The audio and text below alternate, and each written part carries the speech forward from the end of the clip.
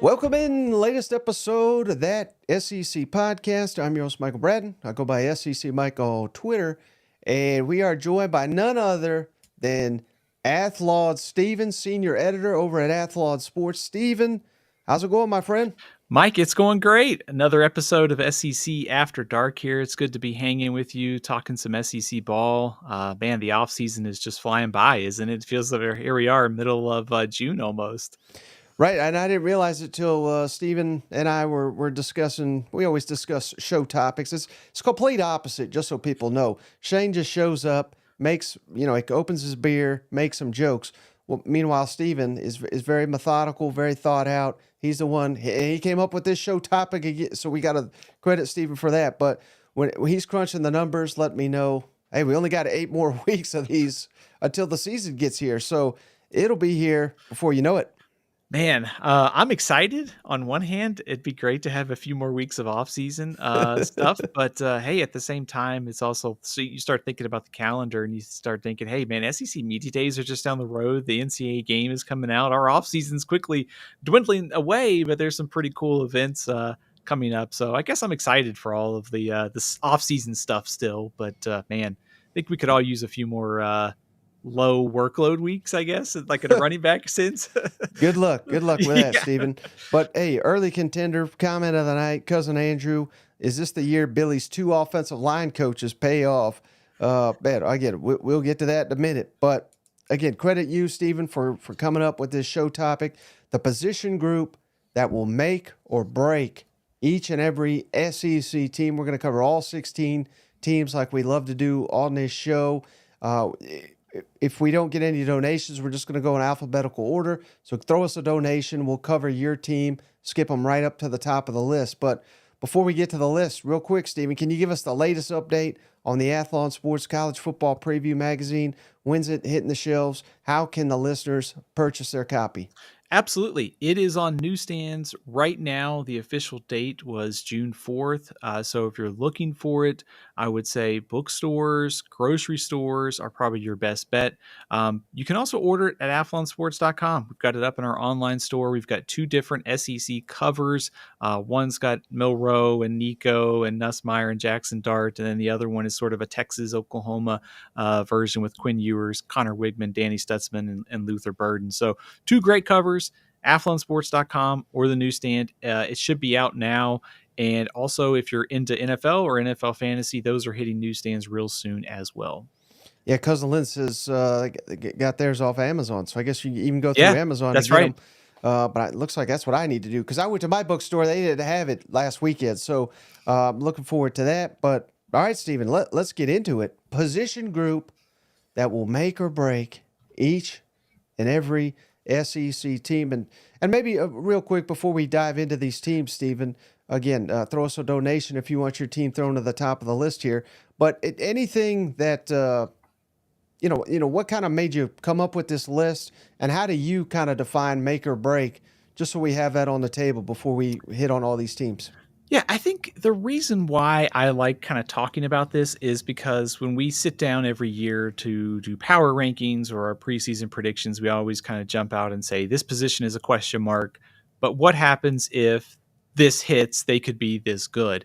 And I started thinking about this like with Tennessee because so much of Tennessee rides on how well Nico plays this year. But also in the back of my mind, I'm going, look at their schedule. Look at all the quarterbacks that they face. Like, what about their secondary? So I sort of like to evaluate teams and figure out where the biggest questions are. And then also if this group is solved, what it could mean for the upcoming season. Try to avoid as many quarterbacks as we can because that's kind of obvious. So that's kind of the thinking behind it, the madness, I guess. Okay, yeah, I've only got one quarterback. Again, Steven's not seen my list. I've not seen his. So let's get into it, Steven. Let's go Alabama first.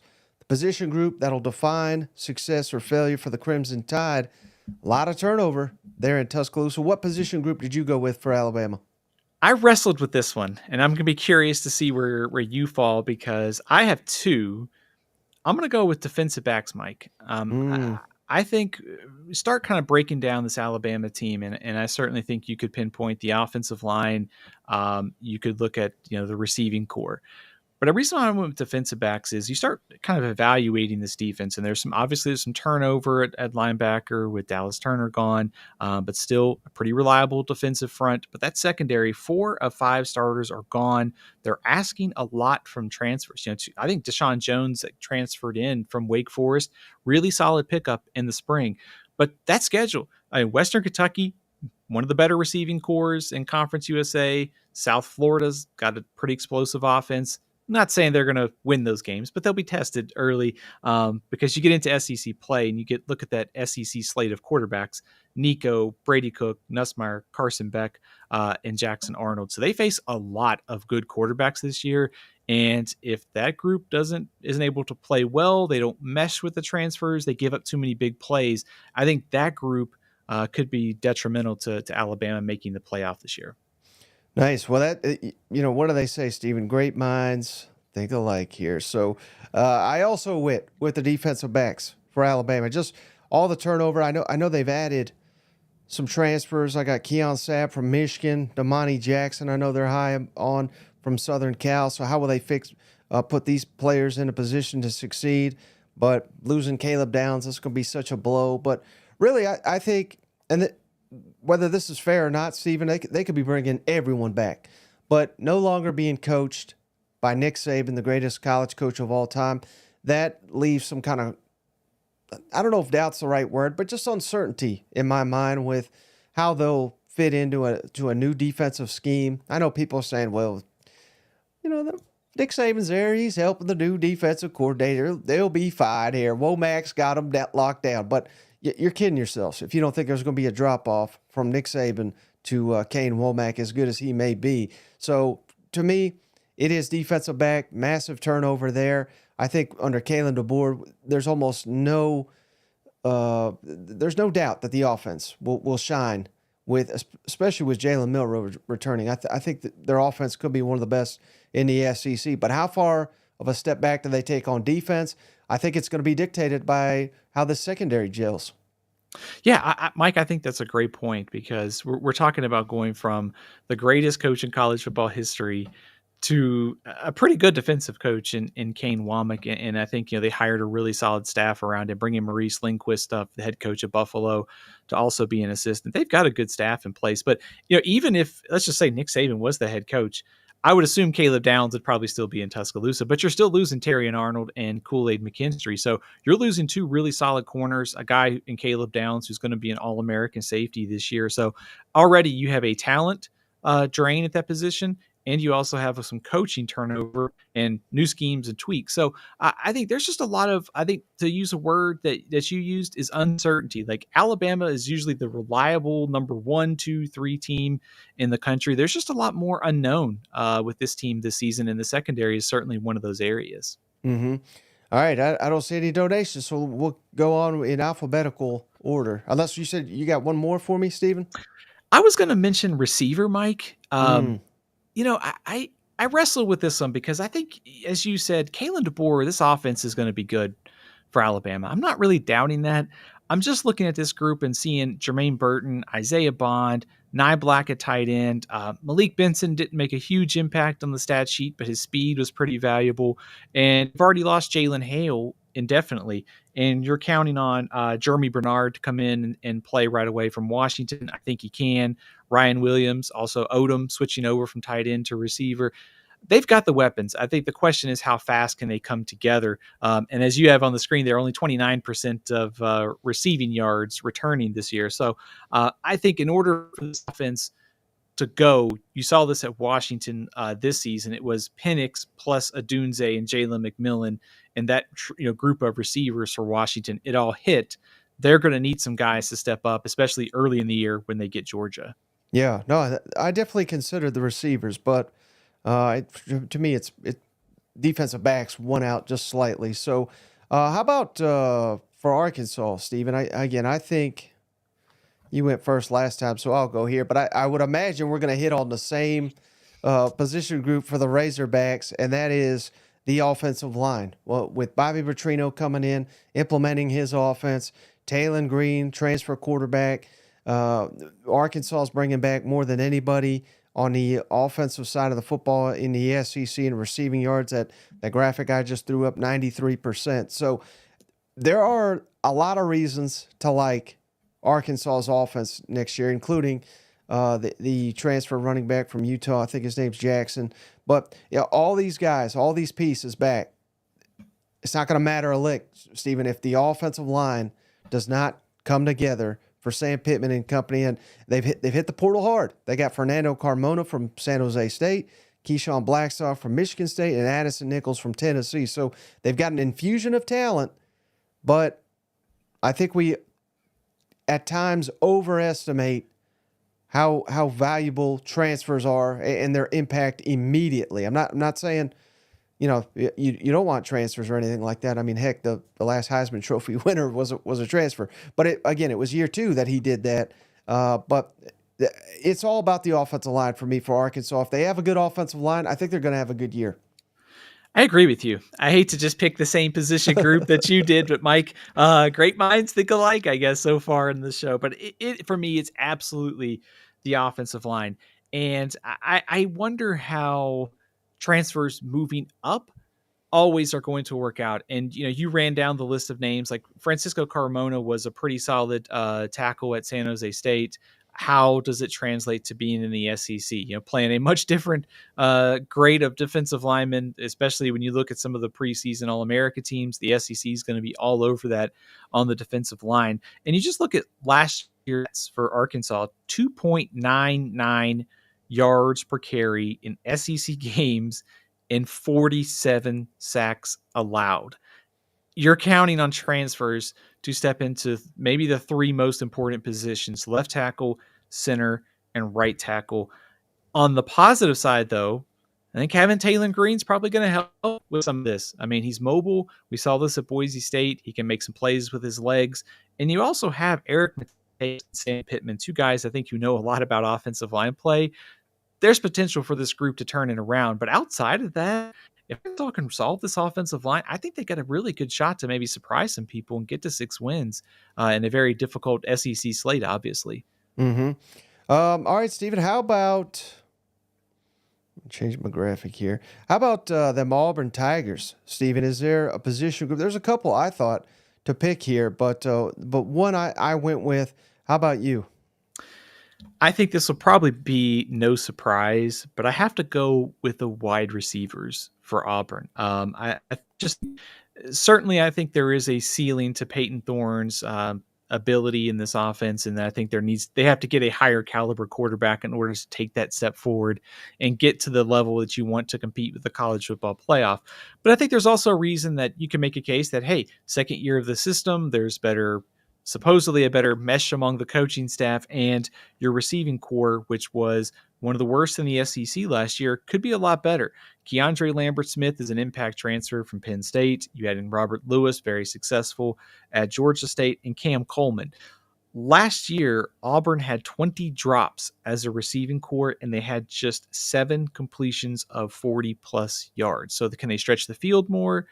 That helps Peyton Thorne. And can they hold on to the ball this year? That helped the offense too. So I had to go with receivers. Mm-hmm. Man, what a boring show we're off to so far, Stevie, because I went receivers as well. You hit on the transfers, but some of the freshmen as well. Cam Coleman, Perry Thompson, Malcolm Simmons should factor in for the Tigers this fall. But and I'm seeing, people saying maybe it should be Peyton Thorne. I did try to lean away from quarterback because I think that's such an obvious one, but also because we have seen Peyton Thorne now. Again, I didn't follow him at Michigan State. I don't think he was anything too special. We saw him last year. Again, I don't need to criticize him any more than I have, but I think he kind of is who he is. I don't think he's just going to be some kind of revelation. Now, maybe he will. Hopefully he will, for Auburn's sake.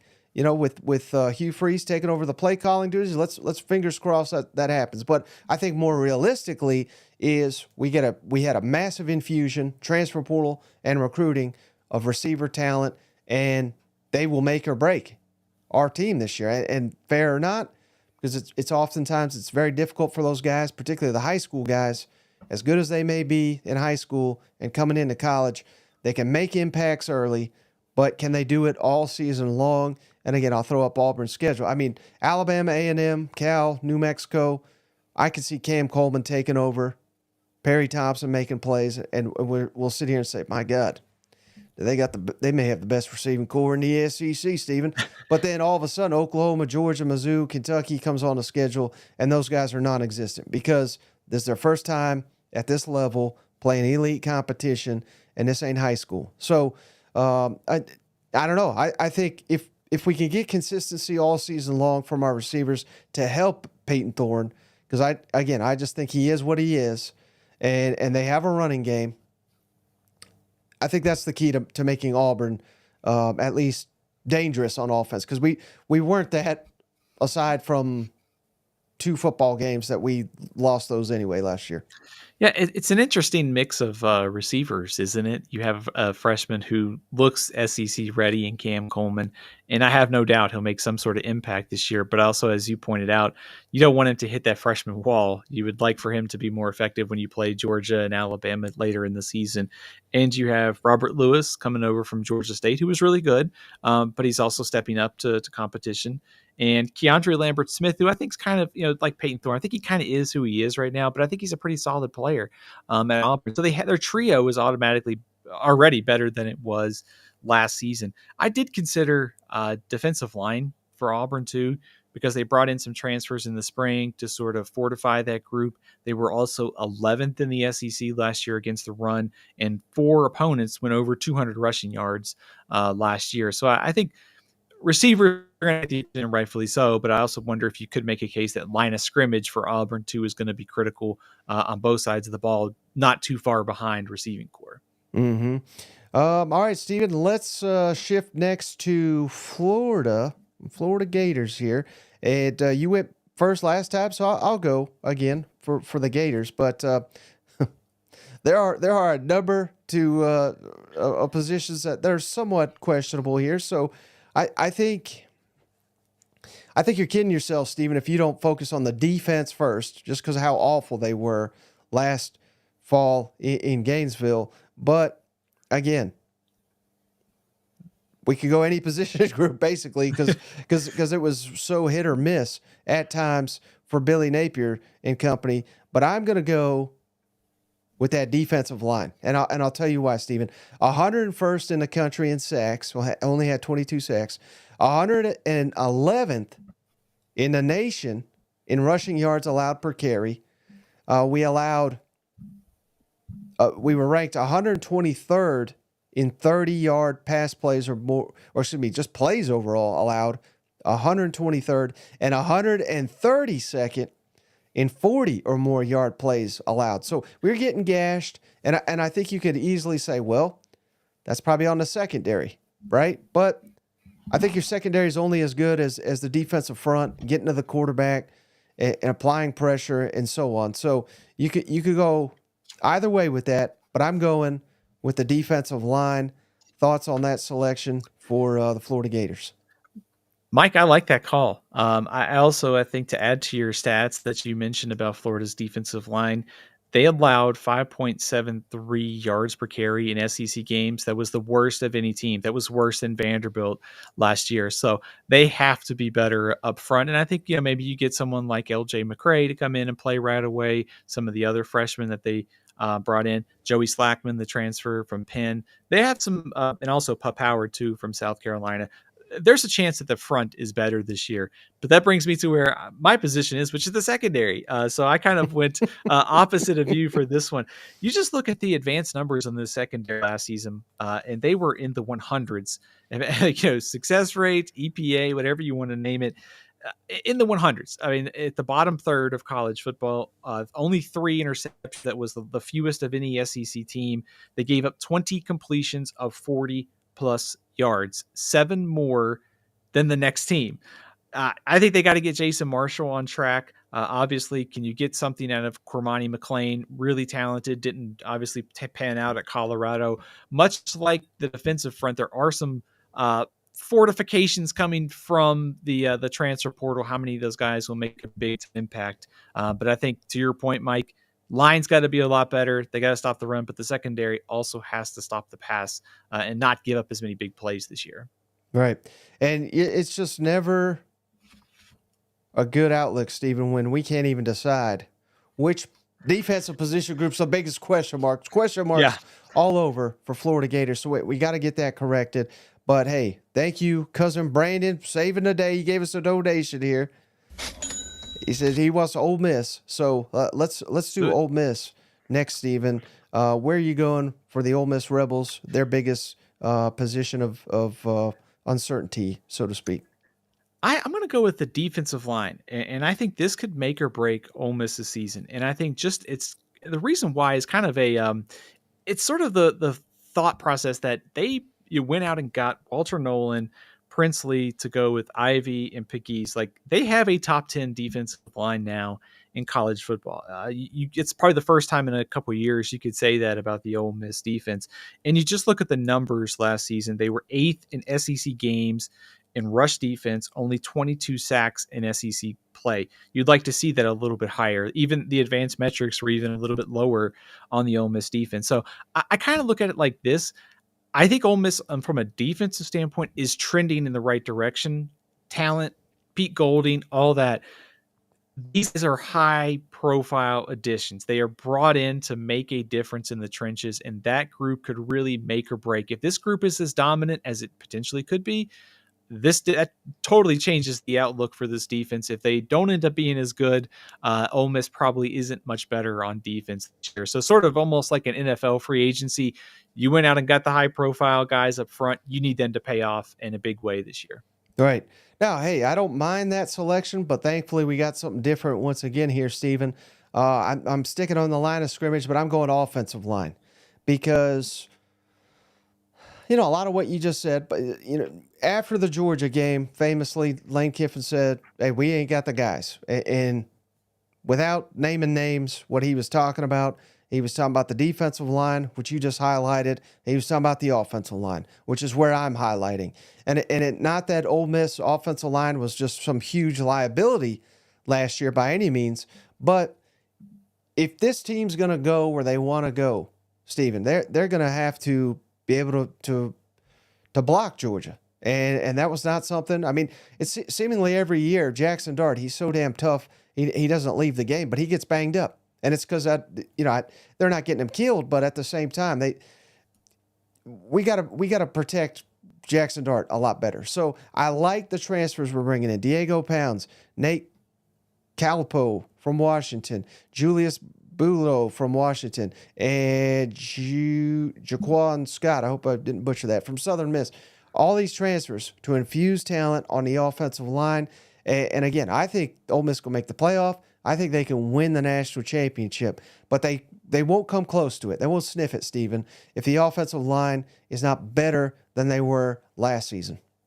Hard to disagree with that, Mike. I think that is kind of a position group that I've got my eye on this year too. And I think you look back at last season, you think they kind of started slow running the ball with Quinshad Judkins, and eventually they got on track. They had only 56 rushing yards against Alabama. So I think, to your point, I think they were good last year when they needed to be against, kind of, I would say, similar competition. But I think in order to punch above their weight class, to go beat Georgia, to go beat a Texas potentially in the SEC championship game, you're going to need your offensive line to take a step forward.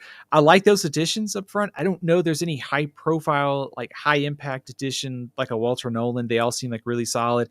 If nothing else, they seem like they're a deeper group, and it gives Kiffin some more options to sort of shuffle in and out if that lineup isn't working. So got to keep Jackson Dart healthy. Also, with no Quinshad Judkins this year, being able to have a little bit more effective run blocking is going to be key for Bentley, Krosky Merritt, Henry Parrish, who's ever in there at running back. Mm-hmm. All right. How about cousin Dakota? Appreciate you. He says, I think he's having troubles down there, but he gave us a donation. He's a big Mizzou fan. So let's do Missouri next, Stephen. And I have a feeling we're going to be hitting on the same position group here. What is the make or break position group for the Tigers? Mike, I'm going to go with the secondary for Missouri. I think, first of all, on the offensive side of the ball, the one position I kind of highlighted right away was the offensive line. Oddly enough, I really didn't think too much about the running back situation because I do think they're going to be capable there. But I think when you look at this Missouri team, the turnover on defense is their biggest question mark coming into the year. Toriano Pride's going to be a standout, it looks like, at corner. You got Dalen Carnell coming back. He's going to be a standout at safety as well. They were 50th last year in pass defensive success rate. They allowed only 4 completions of 40-plus yards. So they were really one of the better groups in the but no Rakestraw this year. They also got some other turnover. And, you go back to our episode on anonymous scouting. Other coaches in the SEC are pretty skeptical of this group. I'm not as probably skeptical as maybe some of those coaches were, but I do think this group, when you play at A&M and you play at Alabama, the quarterbacks you'll face, this group could, with the quarterbacks in the SEC, I should say, I want to see the secondary kind of solidify this year. Yeah, you nailed it, Stephen. That's right where I was going. Secondary for the Missouri Tigers after sending 2 guys to the NFL draft, and just the fact that we're 11th in passes defended returning, we're 11th in interceptions returning in the SEC. But like you said, Toriano Pride, we got him from Clemson out of the transfer portal. He should be a big impact player. But God forbid, Stephen, we didn't have Dalen Carnell, first team all SEC last weekend. He's a hell of a player. Maybe we made a mistake, but that was the number one we heard back. If he's all SEC, maybe Mizzou's secondary won't be a question mark at all. But again, I like the talent back here, but we're going back with a new defensive coordinator. It's a little, I think even the biggest Mizzou fan could say, he's a big question mark in my opinion as well. Not that he's saying he's bad, but I've not seen much evidence that he's elite either. So where are we there? He coaches the safeties, the new defensive coordinator Batoon is. So again, I'm wrapping that all together to say the secondary, because I think we could have one of the best, if not the best, offense in the entire SEC. I think we're going to be scoring on everybody we play, but it's going to come down to how often can we stop people, and that's going to be hinging on the secondary, in my opinion. Yeah, Mike, I think that's spot on. And I think you start thinking about, some other games maybe later in the season, like Oklahoma's probably going to be better later in the year than they are early. I think Missouri has to play at Mississippi State too. I think the Mississippi State offense will be better later in the year than earlier. It's just the theme of the season in the SEC is there's so many good quarterbacks. And so if you have a weakness in the secondary, it's going to get exposed. I know Missouri's lost some pieces up front on the defense, but I think that front, when you get guys like Johnny Walker coming back, some of the transfers, Christian Williams, I think they're probably going to be fine there. But I think the pass defense could really be in trouble obviously Pride, they're counting on to step up, but with the quarterbacks on the schedule, if this group doesn't solidify, it's going to be hard for this team to get to that probably 10-win mark they need to make the playoff. Mm-hmm. Now, Stephen, we got a donation from cousin Justin. He says, do Georgia last, because the hell with them dogs. So we already did Florida, which I imagine it looks like he's a fan of. So unless a dog wants to give us more than $5, then maybe until then, Georgia's getting kicked to the end there. But how about Kentucky, Stephen? Where are you going here with a Kentucky team that is returning so much on the defensive side of the football?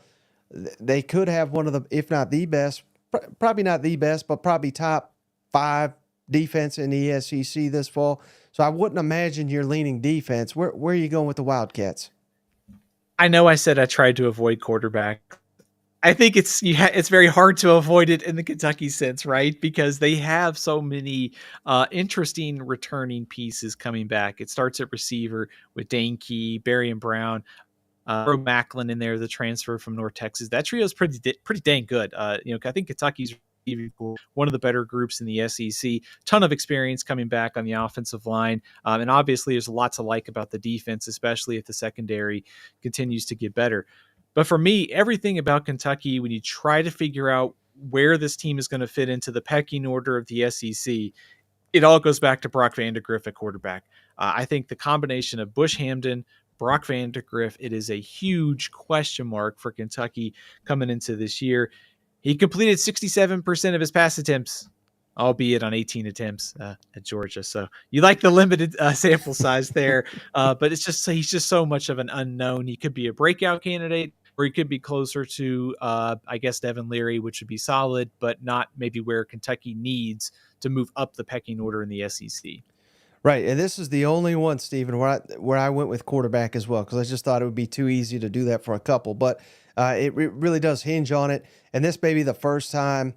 Well, actually, no, probably just the second time. I was about to say the first time a program in the SEC has brought in 3 transfer quarterbacks in an offseason, but I believe Ole Miss did that very same thing last year. But you bring in Vandagriff again. I'm Gavin Wimsatt. You're bringing him in. Not to unseat Vandagriff or anything, but experienced backup. But just the fact that they're bringing him in, maybe they're not 1,000% sold on Brock Vandagriff. I mean, again, that's probably a leap. But they're bringing back Bo Allen. He's been there before, but that is interesting to me. Close second, probably the offensive line for me, just because we used to be the big blue wall. We're bringing back Coach Wolford to coach our offensive line to bring back that identity. But I'm so confident in everything they have on the defensive side of the football. I like the receivers. I know there's massive turnover at running back, but I think you can kind of get away with that as long as you can block for them. You'll have big time production, but it's all about the quarterback for me at Kentucky, and it's Brock Vandagriff or it's bust for the Wildcats. I feel like. Yeah, I think Gavin Wimsatt showed in his tenure at Rutgers that he is very much a work in progress as a passer, but he also could be a very good runner. So if nothing else, maybe he gives you a little bit of a change of pace if you need to go to that at some point this season. I think Wimsatt was brought in largely because of depth. I mean, they just don't have a lot of experience at that position. And, we see this with Missouri. If something happens to Brady Cook, Drew Pine being an experienced backup at least gives you a nice little safety valve. You mentioned the running backs, and I think they are going to miss Ray Davis a lot. Chip Trainium, Sumi Kangbe, I think they're solid, but I do think that's a fairly big step back for this offense. So I would be curious to see what type of production they get out of those guys. Now, to Mike's point, I think maybe it's just offset by having a lot of experience coming back on the offensive line, which helps clear the way for some of those running. Mm-hmm. Now, I apologize to Alpha Man. He donated for us, but I called him a Gator. How dare I? He is a proud Vol here, so let's throw him a bone for donating, and let's get Tennessee on the board here, Stephen. And again, knowing you in our conversations, I feel like we're going to go to the same spot. So I'll just break the news to everybody. We're going to defensive backs for Tennessee. Again, Tennessee, you like what they have up front. They could have one of the better, if not the best, defensive line in the SEC, but they're dead last in passes defended returning. They are 14th in interceptions returning.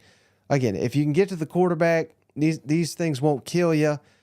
Tennessee went heavy in the transfer portal to make up for some of their losses.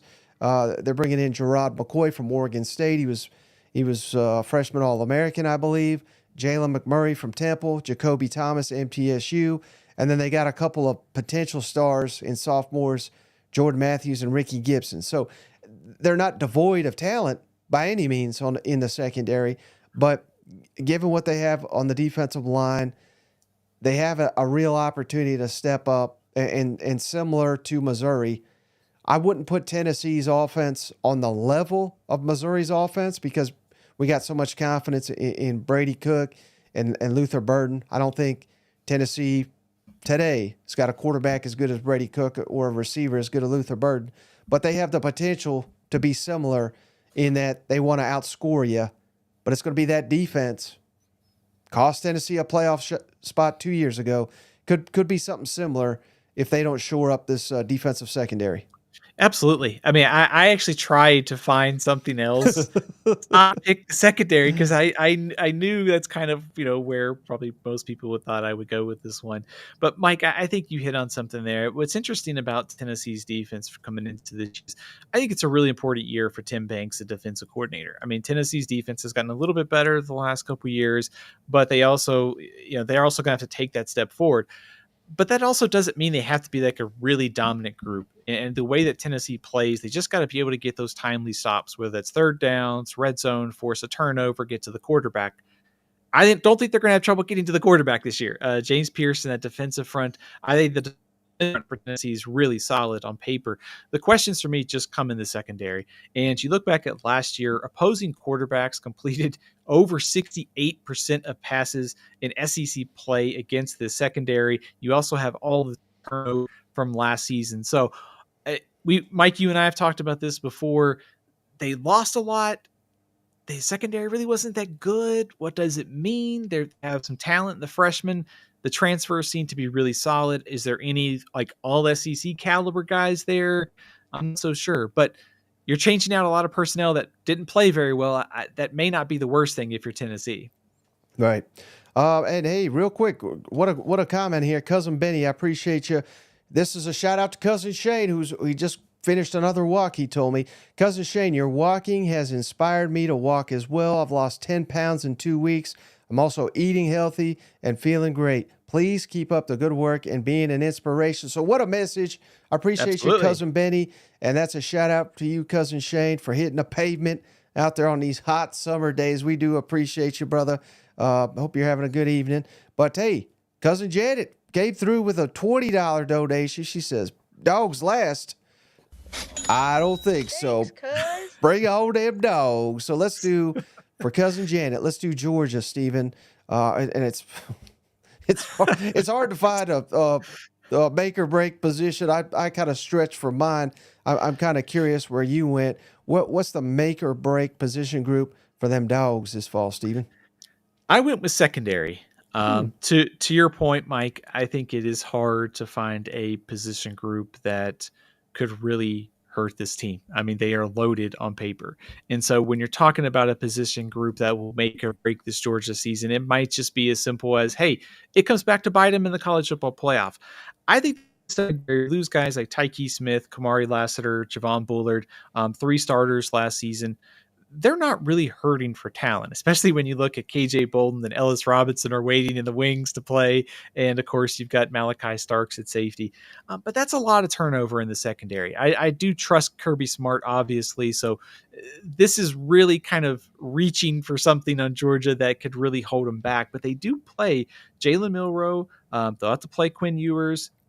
Jackson Dart. Haynes King was pretty good last year at Georgia Tech. Florida, Tennessee, that's a lot of good quarterbacks on the schedule. So I have confidence that Kirby Smart will figure this out. It's just probably the one position where there is a little bit of turnover this year. Right. And again, we're stretching here. Yeah. This is the one that was probably the hardest. But it's interesting. I went somewhere else, Steve. I went defensive line and really just stopping the run here. I mean, I'm throwing up their defensive statistics. They were elite in almost every category, but yards per rush, they were 30th, which that's not awful, but explosive rush allowed 26 in the country. Explosive pass, to your point, Stephen, secondary, 28th in the country. Again, these are not awful numbers, but it really, really bit you against Alabama. You could not stop the run. I think that's a big reason why Brinson and Stackhouse are back to kind of disprove that narrative that Georgia's defensive line no longer elite of elite like it was as they were winning back-to-back national championships. They got something to prove. They're moving Michael Williams more to the edge to stop these big runs off the edge like Auburn. I just was watching that game the other day, rewatching it, and Auburn was gashing them on the edge, and it's un-Kirby Smart like defense. So. Again, am I sitting here saying Georgia's going to be awful against a run? Certainly not. But I think to get back to where they want to go with that gauntlet, like you said, Stephen, I mean, Clemson, Kentucky, Bama, Auburn, Texas, Florida, Ole Miss, Tennessee, all these teams can run the ball effectively. And if, it's a big if you're going to find a way to beat Georgia, it's going to be because you're able to run the ball on them. And all those teams I listed, very few, if any, will be able to do it all game long. But I bet you a team or two will if they don't improve based on what they did last year. It's funny to look at the margins here for Georgia, because in 2022 they gave up 3 yards per carry and about 79 rushing yards in SEC play. You fast forward to 2023, it's 3.8 yards per carry. You're talking about like almost 1 full yard more and 114 rushing yards a game in SEC play. So about 1 full yard and about 40 more yards a game, but it's also kind of what we saw it show up in those games like you mentioned. So it is an interesting collection of talent coming back too, because they added McLeod through the transfer portal, but no big time addition. So it really is guys coming back, plus be someone like a Jordan Hall taking a step forward this season to make that defensive front and rush defense better. So I have confidence, like I said, in Kirby Smart and figuring this out, but small margins may matter to the national championship. Right. All right. How about LSU, Stephen? And again, I have a good idea what side of the ball we're going here, but I don't know what specific defensive position, but I'll go first on this one, Stephen. And again, similar. I mean, secondary you could easily go to, but I'm a little concerned about the defensive line, in particularly the interior of the line. Brian Kelly promised we're gonna get us some defensive linemen. Then he come out and said we ain't paying no defensive linemen. I mean, you can't have it both ways. I know they added somebody, but he was not Dominic Williams that Oklahoma got. They were 91st in the country in average rushing yards allowed per carry, 4.53. They were 117th last year in third down defense. Just absolute garbage. And you could get back to DBU tomorrow, but if you don't have a defensive line, your numbers are not going to drastically improve. So to me, make or break LSU season, it's going to be about the defensive line, finding some answers up front, because I think that's the only shot you have at doing a major turnaround on this defensive side of the football year one under Blake Baker. Mike, that's my pick as well. I think the defensive line is the position that makes or breaks LSU season, because we saw this in the spring. They went out and got Gio Paez, the transfer from Wisconsin, Suggs, the transfer from Grand Valley State. Probably not the highest of profile additions. I think you're hoping that maybe they're just kind of rotational guys to come in this season. But you also, you look at last year's numbers. 13th in the SEC against the run, almost 5 yards per carry allowed last season against the run. And now you have question marks about the depth on the defensive tackle spot. Do you have some guys who can get to the quarterback off the edge? I do think the coaching turnover helps. Having Bo Davis and Blake Baker call plays and sort of coach that group up during the season will matter. There are enough dudes here, I guess, is my question for this defense to get back to top level SEC defense. Right. Yeah. It's a huge question mark, and one that, I struggle. Even that first game against Southern Cal, we can make fun of Lincoln Riley, and I'll be fine. I'll be happy to do it. But again, he's an offensive mastermind. He'll scheme up some ways to get production. So that's a tricky one. All Mike, right. in that opener against USC, I do think I want to go ahead and throw a caution flag out, because USC's offensive line is very much under construction this year. They're going to have a couple new starters. It's a group that comes into the year with a lot of questions. So I guess if I'm an LSU fan and I see USC's rushing attack having a lot of success in that first game of the year, that would be a huge concern. I think if they play well, I still think we may have to wait a little bit and see how this group progresses, because I just think that the two ex-Pac-12 schools that they're going to play in the month of September have major question marks at the line of scrimmage. So just be careful about reading too much into that. So Nichols could be more of a threat than Southern Cal, you're saying? I don't know if I'd go that far. But I'm kidding. All right. So, hey, another one that was very, very difficult for opposite reasons for Georgia, in my opinion, was Mississippi State, Stephen. What is the position group that'll make or break the years for the West Bulldogs? I am going with offensive line. I think if you just kind of think about how this Mississippi State team is kind of constructed this year, just two returning starters on defense. They're going to be a work in progress all year on that side of the ball. I think the flip side of that is they could really score a lot of points if this thing falls into place for Jeff Lebby in year one. It's kind of a year zero situation when you only have two returning starters. But hypothetically, I think if this offensive line comes together, it's going to be an all new starter group. It's going to have some transfers, maybe some returning personnel kind of mixed in there. It's a group that was up and down last year in SEC play. But if all of this can mesh together, and you can protect Blake Shapen, and you can take some of those deep shots to Kelly Akari and some of the other receivers, I think Mississippi State's going to score some points this year. Ethan Miner, the transfer from North Texas, is really solid at center. It's a step up in play, the American to the SEC, but I think he could be a nice little solid addition on the interior. The flip side of this is, see Colorado last year, what happens when you have 5 new offensive line starters and your quarterback got hit way too much. So a Right. little bit of kind of be careful there if you're Mississippi State with 5 new offensive linemen.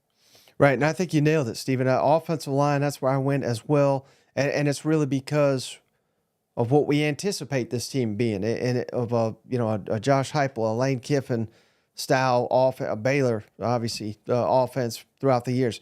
Outscore, quick, explosive, but everybody sees the big passing plays, but it's all centered around successfully running the football. So the only way we're going to have a successful season is Starkville. We're going to have to outscore people. We're not stop. I don't know if we'll stop anybody in conference play. I'm talking about here. So again, we're going to have to outscore. But can we score into the 40s without a quality offensive line? Clearly, no. But Cody Kennedy, I know they not happy about him in Arkansas, but he did a pretty decent job, I thought, when he was teamed with Kendall Browse.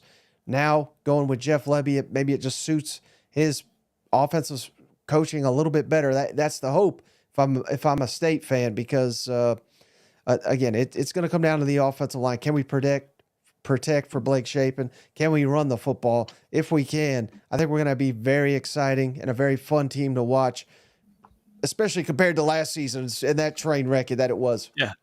Also, I considered running backs here for Mississippi State too, just because there has been so much turnover at the position. Woody Marks was so valuable. Obviously, there are some guys coming back for Mississippi State. But in your point, kind of can they get the run game going to balance out that passing attack? And maybe it's someone like a transfer like Davin Booth from Utah State, or maybe one of the returners. But that Mississippi State backfield is a bit of a mystery. But really, nothing on this offense works unless the offensive line is better. And if you can protect Blake Shapen, Mike, like you said, you've got to win with offense with so many question marks on the defensive side of the ball. And if nothing else, I think Mississippi State could be entertaining. If this all hits this season, at least they will not be as boring, like you said, as that offensively last year. And my goodness, Stephen, I mean, the first SEC game for Texas and Mississippi State, I believe it's in Austin even, but we'll have the most experienced offensive line returning and the least experienced. That ain't going to be fun. It's a rough place to start your revamped offensive line if you're Jeff Lebby. And then after that, you get Georgia on October 12th. Right. So again, speaking of offensive line being questionable, Oklahoma, I mean, it kind of goes without saying. They're probably tired of hearing about it, but it's got to be offensive line for the Sooners as well, don't you think?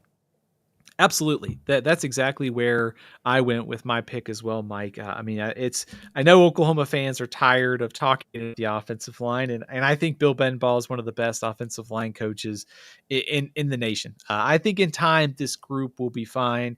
Branson Hickman was a good pickup in the spring. He could play some center, maybe play somewhere, or at least on the interior, gives them more options. But, I think just compare Oklahoma's schedule last year with this year's schedule, and you see the defensive line talent they're going to play in the SEC. It's not crazy to think that Tennessee, Ole Miss, Alabama, maybe even Texas, Missouri, those are all going to be top 15 defensive lines this year in the nation. Tulane also has a pretty good defense on September 4th. Not saying the Green Wave are going to beat Oklahoma, but nevertheless, I think the offensive line will be tested way more in the SEC than they were in the Big 12. And you have all these new pieces coming in. And not only is it good for Jackson Arnold to have a good offensive line, but I think they got to get the ground game going a little bit more this year. And Gavin Sawchuk, when he's healthy, we saw this late last year, 5 straight 100-yard efforts. That could really help Jackson Arnold sort of in sort of a nice safety valve, sort of change of pace to keep this offense going. So I know Oklahoma fans are tired of talking about it, but it's got to be the offensive line.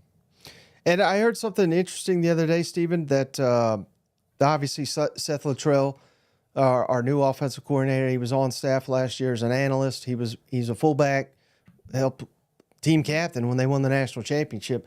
But it's in his DNA to be tough-nosed. And again, I know some fans are out on Jeff Lebby. I thought he did a heck of a job, and there's a reason he's Mississippi State's head coach right now.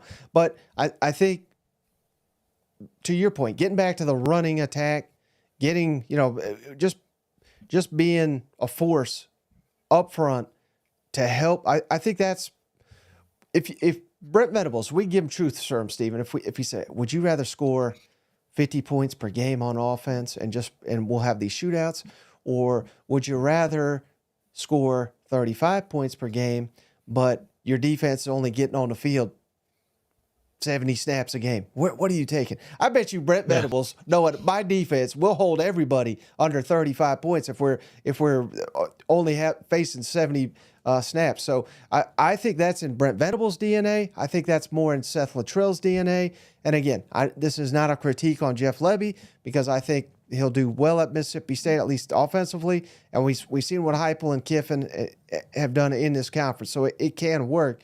But I wonder if this suits Sooners a lot better to have this type of offense.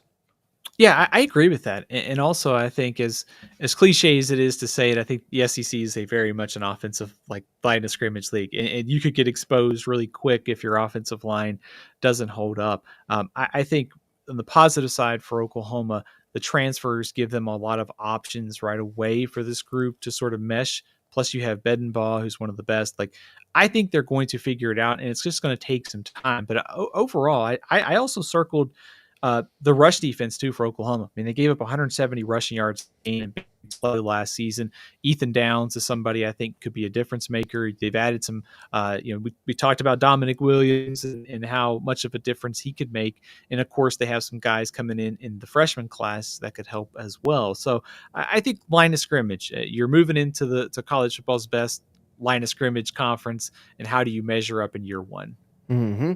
All right, Stephen, how about South Carolina? This was another one that was a little tricky for me. Could have went a couple different directions. Where are you going for the Gamecocks? Mike, I think Lenora Sellers is probably the easy pick here, but let's focus on the offensive line. I think this is a group that last year it was injuries, it was youth, it was just subpar play. It was the story, that was those three themes were kind of the story of the season. They averaged 2.8 yards per carry. That was the worst in the SEC. They also allowed 41 sacks. On the positive side, Lenora Sellers is a very good runner. That probably helps offset some of these question marks. But I think this group is, they should be better just because they have better depth.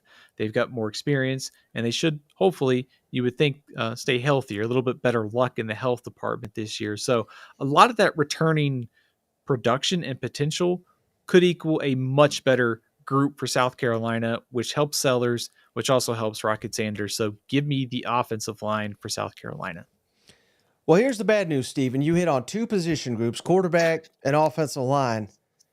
And it's not even the one that I'm going with, even though it is that side of the ball. I'm going receivers because I'm looking around at what we have coming back, and it's ugly. 25% of our receiving, that's 14th in the SEC.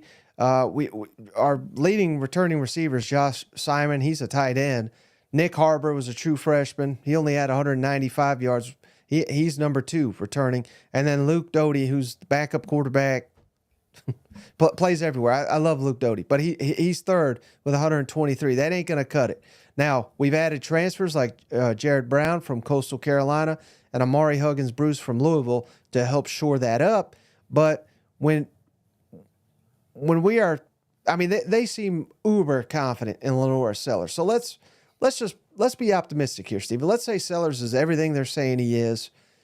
Yes, offensive line still remains a question mark, but even if we get that resolved, now we need weapons to emerge. So there is a lot of uncertainty on the offensive side of the ball. I hate it for Carolina. Losing Leggett, he was like a one-man show, him and Spencer Rattler last year. So I'll just put it kindly, Stephen, Dow Loggins, he's got a real opportunity to show his value this season. Will he do it? Remains to be seen, but it is not going to be an easy task. They're going to need a Xavier type of season, like somebody to come from this being unknown to being like a superstar, or maybe two. Also, like one of the criticisms of this group in the spring was that the size might be an issue. They didn't have enough big bodies here. They brought in Dalvon Campbell from Nevada. He's a 6'4" receiver. He caught over 30 passes last season at Nevada. Might be a pretty nice pickup. He kind of went under the radar. They also added in a transfer from Florida State too, with a little bit of size. So I think they've brought in some bigger receivers. But in general, Mike, they need some guys, like you said, just to help take the pressure off of Sellers. Like, can they stretch the field? When you have Leggett, who just dominated your catches last season, 71 to the next guy having 37, you're going to need more than just one. So Jared Brown could be versatile, but you need a couple of those guys to step up to be your 1, 2, or 3. So I think that's a pretty solid pick. I would be curious to know how far that was. Like, how does the offensive line? How far behind would you consider that to the receivers in your rankings?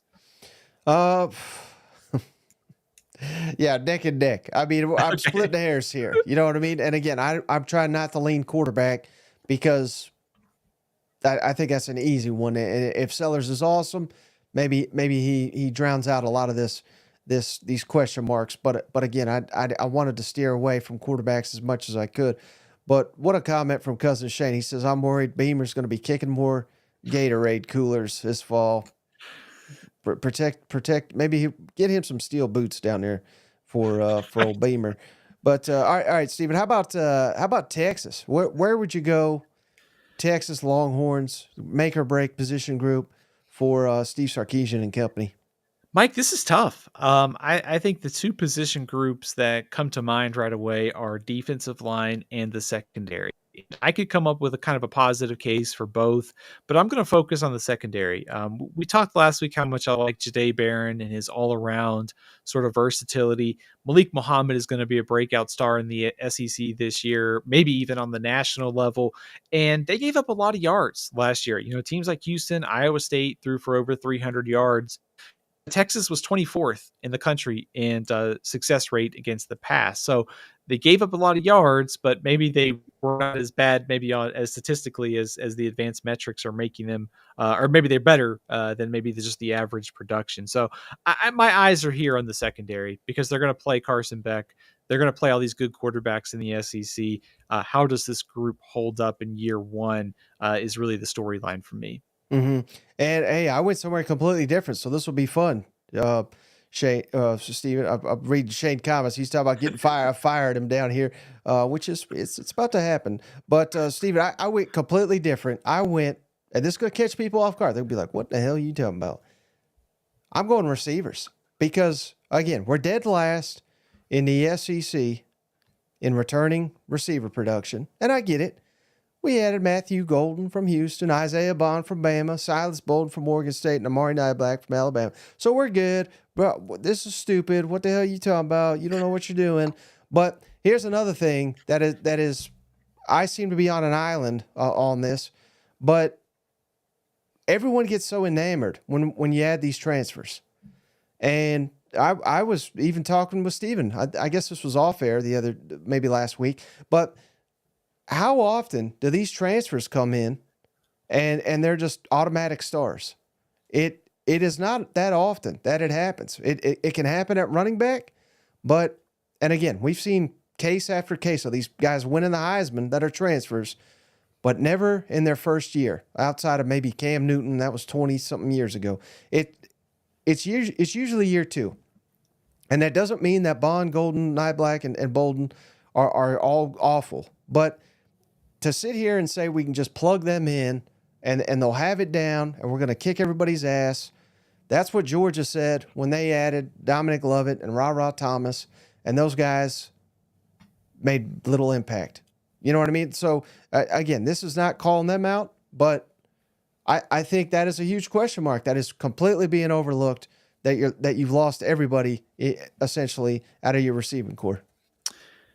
I share your concern about the overall transition of that group, but I really like the playmakers there. I mean, Silas Bolden is really solid, super steady route runner, doesn't drop a lot of passes. Golden and Bond, we've seen them have big plays. I mean, Isaiah Bond delivered big plays in the SEC last season, so the hope would be maybe you just take it over to Texas, and Steve Sarkisian's a much better offensive coordinator than Tommy Rees, so maybe you could find more ways to deploy him next season. And I like, Jonte Cook and Ryan Wingo, the other two youngsters that they have. So, I think maybe the question here is it's not necessarily talent. It's a question of you have to get everybody on the same page, and Ewers and Mitchell and, Xavier Worthy and Sanders, they were together for those couple years and they had that strong bond, no pun intended, last season, which led them to the playoffs. So I was a little bit leery of any transition or just assuming it's going to be a cakewalk. And that certainly would apply here for Texas.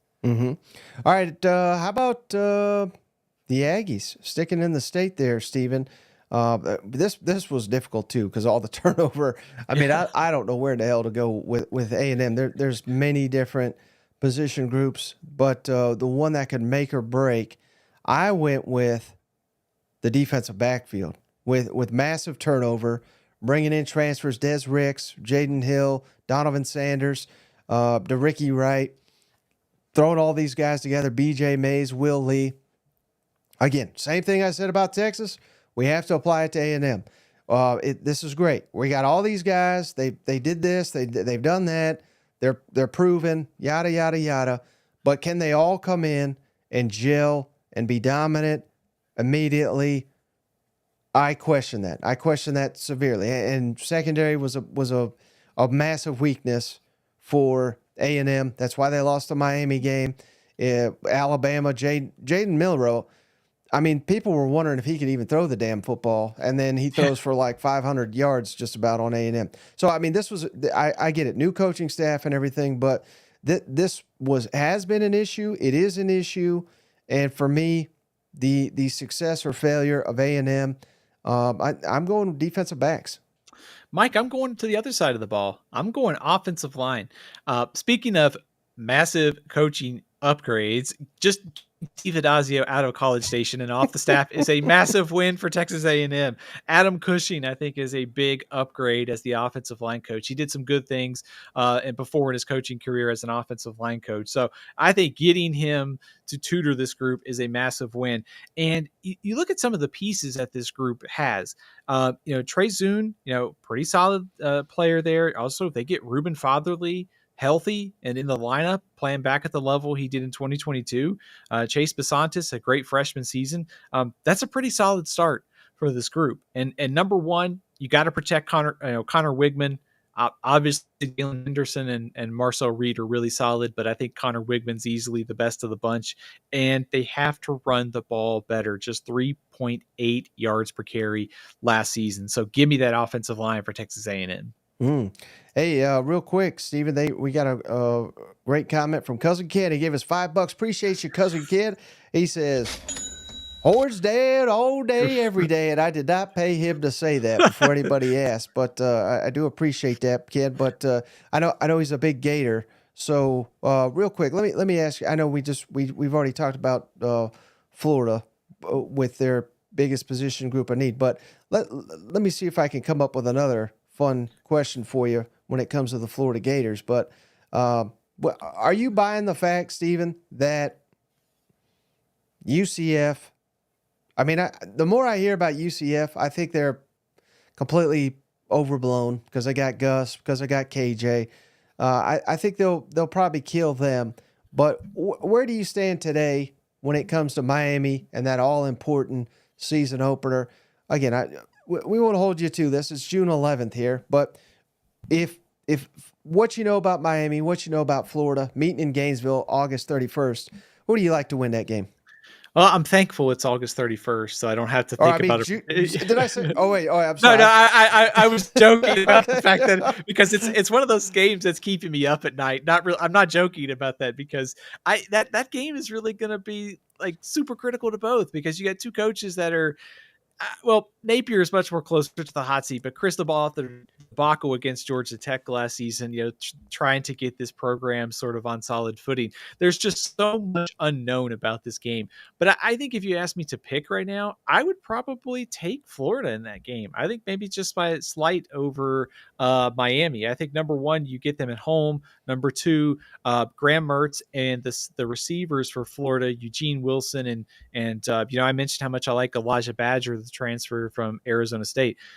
Miami's biggest weakness right now is the secondary, and I think that's where Mertz and these receivers could attack them. I will say on UCF, I think their defense could struggle this year in the secondary too. So I think if you're a Florida fan, you have to be looking at this going, Miami and UCF, two teams who are going to play in the non-conference, both have question marks in the secondary.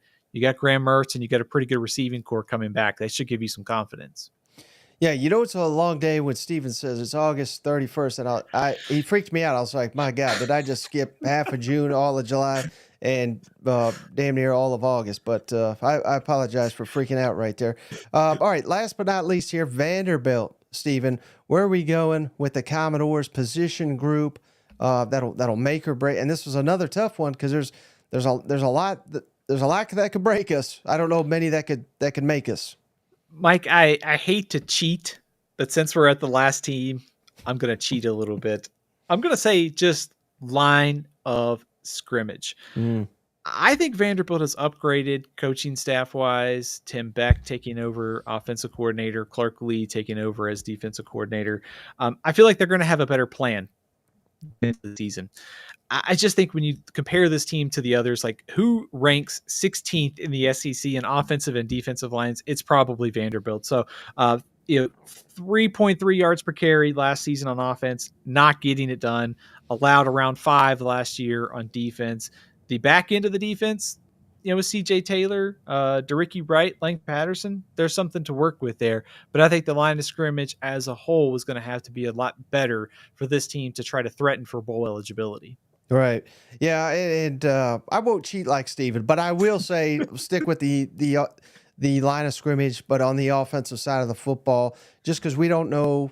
I know they're all fired up about Diego Pavia and Nate Johnson potentially playing some kind of role there as well. But whoever the heck the quarterback is, we've got a solid running back in Ced Alexander. We do have some weapons to work with, but none of it will matter a lick if we don't have the time to protect the quarterback, to open those lanes for Alexander and company. But man, it's got to start up front for Vanderbilt, and I hate it because we're into year 4, and it feels like a dang year 0 there on the West End. You know what?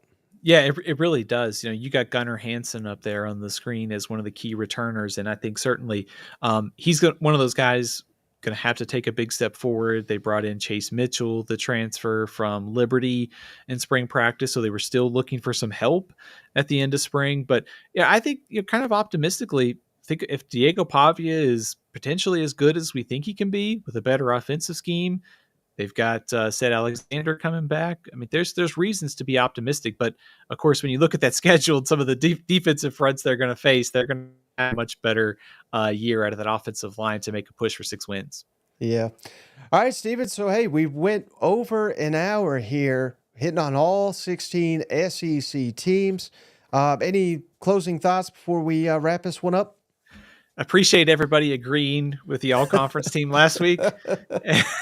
So, yes, I have heard of Dalen Carnell. I know he's very good. Thank you for recommending him to me. But no, in all seriousness, thanks for the feedback, and always enjoy the feedback from you guys every week. And please pick up an Athlon Sports preview magazine online or at bookstores right now. And before you go, Stephen, as always, can you tell people how can they follow you and how can they find your work? Absolutely. So you can follow me on Twitter at Athlon Steven, Stephen L CFB on Instagram and Facebook, and all CFBs 365 on YouTube. All right. So, Stephen, thank you so much for joining me. As always, thank you to each and every one of you for showing up. We will catch you on the next one.